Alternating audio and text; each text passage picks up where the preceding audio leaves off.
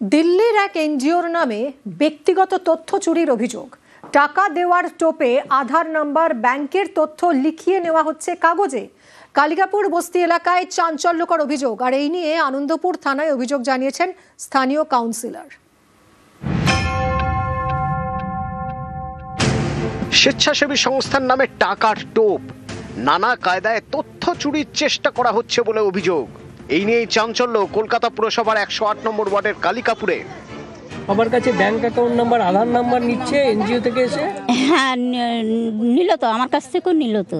আধার card আর ব্যাংকের বই, এই দুটোই, আর কিছু না। হ্যাঁ, বলেছে যে ব্যাংকে তোমাদের নামে কিছু টাকা ঢুকবে, এই বলেছে, আর কিছু বলেনি। এর আগেও সমীক্ষার নামে তথ্য হাতানোর চেষ্টার অভিযোগ উঠেছে। এ নিয়ে বারবার সরব হন মুখ্যমন্ত্রী। আমি শুনছি অনেক বাইরের লোক, কেউ আসাম থেকে, কেউ ইধার থেকে, কেউ উধার থেকে, বিভিন্ন লোক বিভিন্ন এলাকায় ঢুকে এমনকি আমাদের সমর্থকের কাছেও তার নাম্বার, তার প্যান কার্ড নাম্বার, তার আধার কার্ড নাম্বার, তার ফোন নাম্বার, সে কি করে তার ডিটেলস নিয়ে চলে যাচ্ছে অফিসারদেরও। আমি পুলিশকে বলবো, বি অ্যালার্ট। কখনো আবার কল্যাণী এইমসে মেন্টাল হেলথ সার্ভের নামে তথ্য হাতানোর চেষ্টার অভিযোগ তুলেছেন মুখ্যমন্ত্রী। কল্যাণী এইমস সেন্ট্রাল গভর্নমেন্টের আন্ডারে মেন্টাল হেলথের নাম করে পরোক্ষভাবে এনআরসির নামে একটা সার্ভে করছে। আমি সমস্ত জনসাধারণকে আবেদন করব, যে কোনো সংস্থা যদি আপনাদের কাছে কোনো বাড়িতে কোনো ব্যাপারে সার্ভে করতে যায়, তাহলে আপনারা স্টেট গভর্নমেন্টের কাছে কোয়ারি করে জেনে নেবেন। স্টেট গভর্নমেন্ট যদি কোনো সার্ভে কোনোদিনও করে, আপনাদের জানিয়ে দেবে। ফের তথ্য হাতানোর চেষ্টার অভিযোগ, এবার টাকার টোপ দিয়ে একেবারে কলকাতায় ইএম বাইপাসের ধারে কালিকাপুর বস্তি এলাকায়। শনিবার এখানে গিয়ে বাড়ি বাড়ি সমীক্ষা করেন নদিয়ার রানাঘাটের দুই মহিলা। স্থানীয়দের দাবি, তারা নিজেদের দিল্লির এক স্বেচ্ছাসেবী সংস্থার কর্মী বলে দাবি করেন। বলা হয়, অসহায় পরিবারগুলিকে তারা টাকা দেবেন। এই দেখুন, টাকার টোপে অনেকের থেকে ব্যাংকের তথ্য এবং আধার নম্বর নিয়ে নেওয়া হয়েছে। কয়েকজন সইও করে দিয়েছেন, কিন্তু যে স্বেচ্ছাসেবী সংস্থার নামে এই সমীক্ষা চলছে, তাদের নাম নেই ফর্মে। আমার হচ্ছে ব্যাংকের বইয়ের ছবি তুললো, তোমার আধার কার্ডের ছবি তুললো।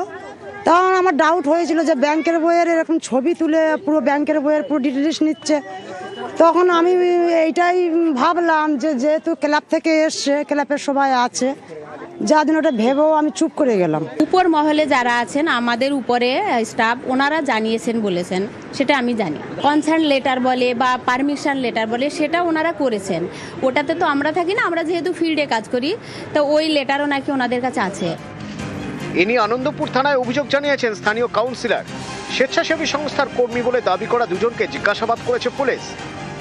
এটা খটকা লাগাতে আমি তাদেরকে ডেকে যখন জিজ্ঞেস করি, তখন তারা বলে যে এটা আমরা কোনো কাজ করছি না, এটা দিল্লির একটা সংস্থা কাজ করছে। তারপরে আমি থানায় অভিযোগ জানাই।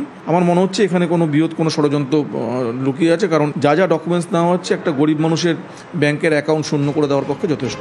নির্বাচন সামনে, আর তার আগেই এভাবে তথ্য সংগ্রহে কার্যত আতঙ্কের পরিবেশ তৈরি হয়েছে কলকাতা পুরসভার 108 নম্বর ওয়ার্ডের কালিকাপুর বস্তিতে। আনন্দপুর থানা এই ঘটনার তদন্তে নেমেছে। রাজ্যে এসআইআর চলাকালীন তথ্য হাতানোর চেষ্টার অভিযোগ, এ নিয়ে অনেকের মনে আতঙ্ক তৈরি হয়েছে বলে দাবি। এতে রাজনীতির হাওয়াও গরম। বিভিন্ন এনজিও বা বিভিন্ন সংস্থা সংগঠনের নাম করে কিছু লোক বাইরে থেকে এসে হঠাৎ সমীক্ষার নাম করে তথ্য চাইছে, এবং যাকে তাকে কাউকে দেবেন না। এবং সন্দেহজনক কেউ এলে বা বহিরাগত এই ধরনের কেউ এলে স্থানীয় প্রশাসন বা যারা দায়িত্বপ্রাপ্ত আছে তাদের সঙ্গে যোগাযোগ করুন। এইভাবে নিজেদের বা পারিবারিক পরিচয়, তথ্য, এগুলো তাদের হাতে তুলে দেবেন না। এটা আমরা বারবার বলছি, সতর্ক থাকুন এবং স্থানীয় যারা দায়িত্বপ্রাপ্ত আছে তাদের সঙ্গে যোগাযোগ করুন। রাজ্য সরকার করছেটা কি, যে কাউন্সিলরকে আগে কমপ্লেন করতে হচ্ছে, ঢোকার আগেই তো ধরে ফেলা উচিত। বিএসএফ দেখছে না বলে, অনুপ্রবেশকারী ঢুকছে বলে বারে বারে যারা ঢেকুর তুলছেন, সেখানে কি অন্যায় কথা? এসে নিয়ে চলে যাচ্ছে, কারা নিচ্ছে, কেন নিচ্ছে, কে সই করাচ্ছে, সবই দেখা দরকার।